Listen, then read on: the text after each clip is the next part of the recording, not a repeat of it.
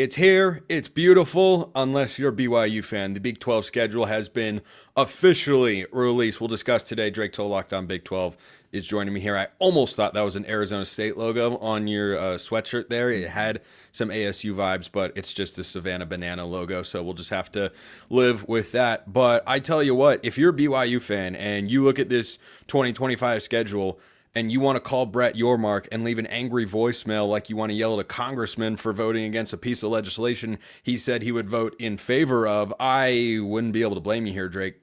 You know, BYU fans are not happy with the fact that there will be a 70-day span. Greg Wrubell, the voice of the Cougars, tweets out 70-day span between September 6th, November 15th, where BYU will play two. That is two home football games. What is the bread and butter of BYU football? It would be home games. They're very good at those because of the atmosphere at LaVell Edwards Stadium. The fact you don't get very many for that long of a stretch is going to be something that hampers a team that was so good in one-score victories last year. JT Westerso of Locked On Utes has brought this up a lot.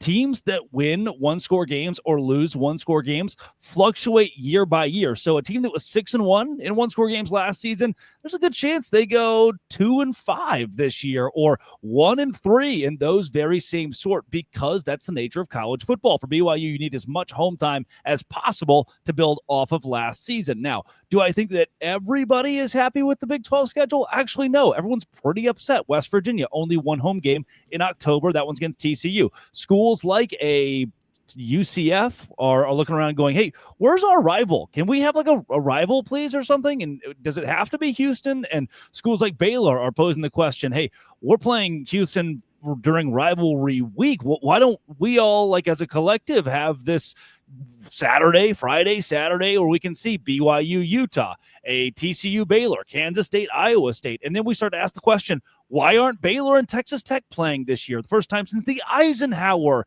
administration, the Big 12 saying 1950s. I know when the Eisenhower administration is, in case you doubted my nerd capabilities out there. Yeah, that's why he has a girlfriend. And the Big 12, it's funny because I don't.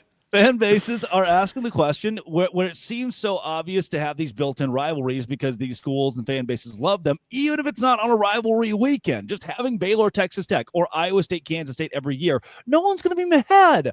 No one's going to be upset about Yormark for protecting some of our favorite long-standing games, but instead we're throwing them away. We reemphasize that with the schedule, and we see again that when the biggest Saturday of college football rolls around, like imagine you're not JT, you're Spencer. Imagine, Spencer, this last year, that BYU and Utah game was played on rivalry weekend with a spot in the college football playoff on the line. Iowa State, Kansas State was, and it rocked.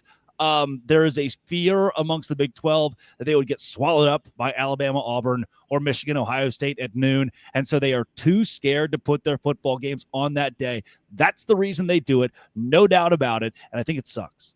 Well, having that fear, I understand it. I wish it wasn't in play. I understand why college football as a sport puts their national championship on a Monday, even though it's dumb. But I understand they look at that and go, that's how we avoid the NFL. We don't want to go head to head. But is that actually serving the fans? No, that's serving the network executives that are planning all of this, the people that are profiting off of college football who actually don't care very much about the sport itself, no matter what they may say or how happy they are to be the partner in this, that, and the other thing. There are a lot of moves like this, for instance, a lack of rivalry weekend highlighting by the Big 12 where fans have to look around and go, wait, aren't we the reason that you have a sport in the first place? This would be a glorified exhibition if tens of thousands or hundreds of thousands of people didn't show up to a stadium, or if millions didn't watch on TV. You wouldn't have any of this. Why can you not consider us in your decision making? And that's where I've always come at sports discussion and commentary in these sorts of matters is, hey, can we remember why sports are great? Remember in COVID when there were no fans in the stands? It was better than nothing, but it stunk. It stunk. It wasn't the same product, didn't have the same juice, didn't feel anywhere near as exciting. But on the BYU front, I want to go back to this because I think the point that JT made to you is the correct one, which is the Cougars have got 6 home games and 6 road games. That is not a typical split for a Power 4 team because they're going at East Carolina. I don't know why they are doing this. And on the one hand, I understand the frustration. for BYU fans to say, hey, we had 2 home games in this long of a stretch. What the heck is that? On the flip side, some of that is on BYU because the non-conference scheduling is left up to who? The universities to control. I think they have too much control. But they're playing Stanford at home on September 6th, and then the following weekend, they've got a bye, and then they go at East Carolina. Nobody made them do that. That is something that was orchestrated by the university. So I think you can have a gripe with the Big 12 Conference and how they have laid this thing out, while also recognizing that stat that the voice of the Cougars tweeted out is also partially the fault of the administration. Can I also put it into perspective for BYU fans? No, you're not allowed to. It's my show, and you'll do whatever I say. I'm kidding. Go ahead. Can I help BYU fans a little bit here? You didn't get one of the hardest schedules in this conference. Your non-conference is pretty pitiful, by the way. You're going to win all 3 of those games. You should go win them going away. Then you open conference play with these 4 games: at Colorado, West Virginia, Arizona, Utah. Teams you beat the brakes off of last year, or teams that shouldn't be that great this year. That at Colorado is the toughest of those 4, I think, because the Utah game is at home. Your toughest 2, you have a bye week between them: at Iowa State, bye at Texas Tech. Then you finish the year at home against TCU, at Cincinnati, at home against UCF.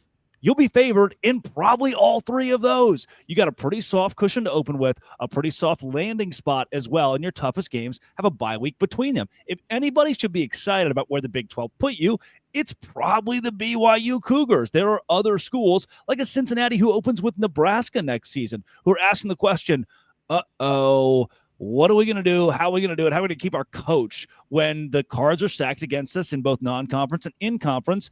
And for BYU, you won't have to ask that. Like, Baylor's going to have a really tough go at things when they play Auburn, SMU, Samford, Arizona State, at Oklahoma State, Kansas State. That's the 4 of those games are really brutal until you get a bye week and then go on the road against TCU, who will still be very good this season. That sucks. If you're BYU, I'd be very happy where the Big 12 has you, even though that 70-day gap with 2 home games seems so daunting.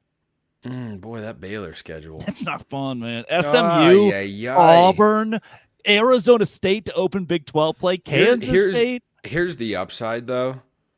That's what, a 5-game stretch that you listed? Yeah, something like that. If Baylor goes 3-2 in that 5-game stretch, are we extending Dave Aranda for a lifetime contract? Probably, actually, yes. Yeah, I mean, that's kind of what it feels like it's worthy of. So I look at this BYU schedule, and yeah, the home game aspect is challenging and suboptimal, but I look at the road games, Drake, and they're going to be settled into the season before they play a road game that I think is truly difficult at Iowa State on October 25th. I know at Colorado and at Arizona are capable of being difficult, but I don't know, even with Fafita back, that Arizona is going to be some great team. And I think Colorado is a pullback team. So the hot start for BYU they had this past season, I think that's 100% attainable with the returning core of players that they have beyond Jake Retzlaff at quarterback.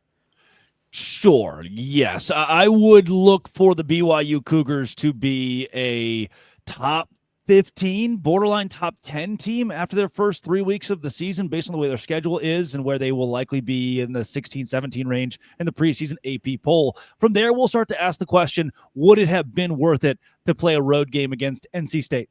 Would it have been worth it to play a road game against Wake Forest to try to get an experience against another Power 4 school and face some sort of pushback or some sort of competition? I don't think they're going to get that out of Stanford or depleted ECU. And like you mentioned, we still have enough question marks that Colorado Stanford, could be. I don't know.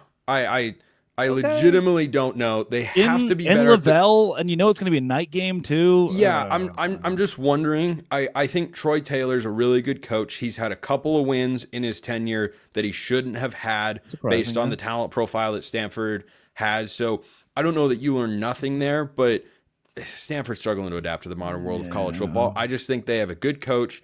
And if they're able to keep Elijah Brown healthy at quarterback, that was a blue chip guy coming out of modern day high school. He'd be young. It'd be a tough environment for him to win it. I wonder. That's all I say. I wonder. I don't think BYU's going to have the second most talented roster in that game, but on a given day, they could have the second best coaching staff.